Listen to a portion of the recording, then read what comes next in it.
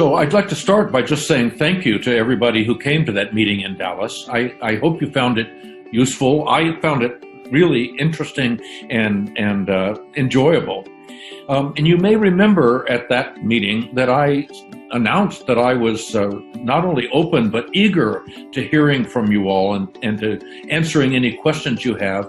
And I just want to repeat that offer now. You're probably well underway in your spring semester, and maybe now you have some questions or some suggestions about teaching an ALP section. So let me hear from you. You can email me and I will respond as quickly as I can. And I look forward to hearing from you.